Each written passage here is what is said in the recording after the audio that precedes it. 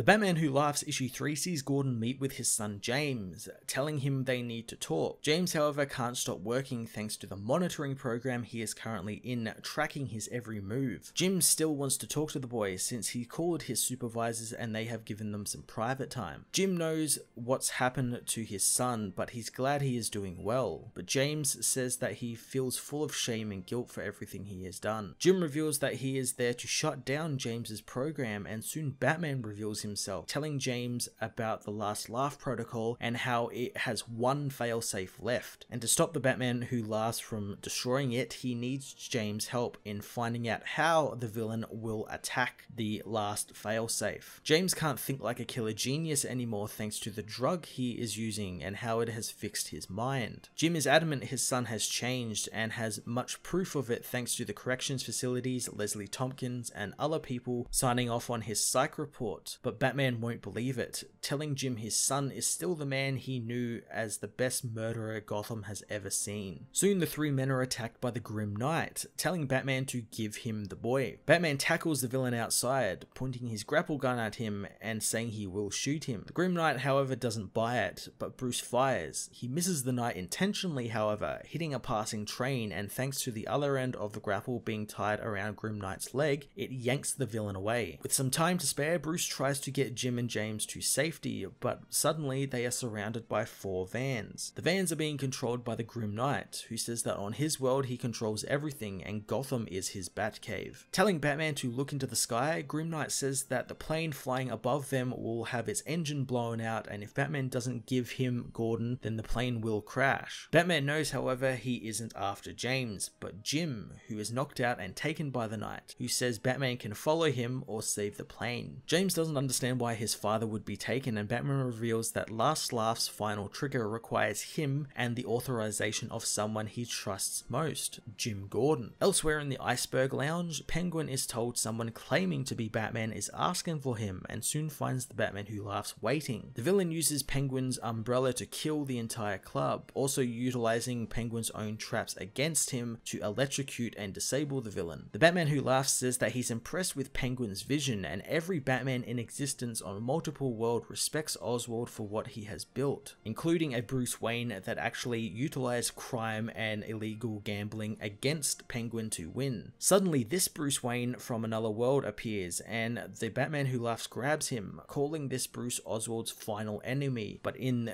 the end, Bruce always wins. The villain injects something into Bruce before killing him with his mask. Before leaving, the Batman Who Laughs tells Oswald to look into a man named Matches Malone who works for him. Beneath Gotham, Batman and James look over the piping that could inject the waterways with the Batman Who Laughs toxin. James still doesn't know which pipe the villain will use, and that angers Bruce, who James tries to calm. Batman apologizes, saying he wasn't ready for the Batman Who Laughs to come back and the last laugh wasn't finished. James knows Batman has been infected by the villain and knows the symptoms all too well, since he shared similar ones when he was crazy. Batman wonders if this time he's going to lose, as Alfred contacts him, saying Joker escaped from Alfred and the cave. Later on, Alfred tries to access the cave, but he is denied access. Going to the original access point, the hole which Bruce fell down all those years ago, he slips into the cave, finding the Joker antitoxin smashed to pieces, and he hears Bruce. Alfred finds his master working away and asks him why he locked himself in the cave and why he was locked out. Alfred learns that maybe their current plan is wrong and maybe it's always been wrong. Bruce talks about how over the years he constantly was climbing out of the cave that he first fell in and was being brave. Bruce says that bats are the messengers of the underworld, and what if he missed the message that he was being sent by them? Finishing up his new mask, Bruce puts on his new Batman Who Laughs headdress, telling Alfred that Batman no longer works and plans change. The Batman Who Laughs issue 3 was a really cool issue that saw Batman actually lose to the titular villain as the action begins to get bigger while we enter the final 3 issues of this miniseries. I really enjoyed seeing a Batman who is out of his depth, and no matter what he does, he's so evenly matched by someone who is essentially him but also the Joker. This book actually ends on quite the cliffhanger, with Bruce actually becoming the Batman Who Laughs. I'm really looking forward to what Scott Snyder and Jock are building here and what they have in store for the final 3 issues and what other twists and turns they may have for us in this pretty awesome book. I'm going to give this this issue an 8.5 out of 10.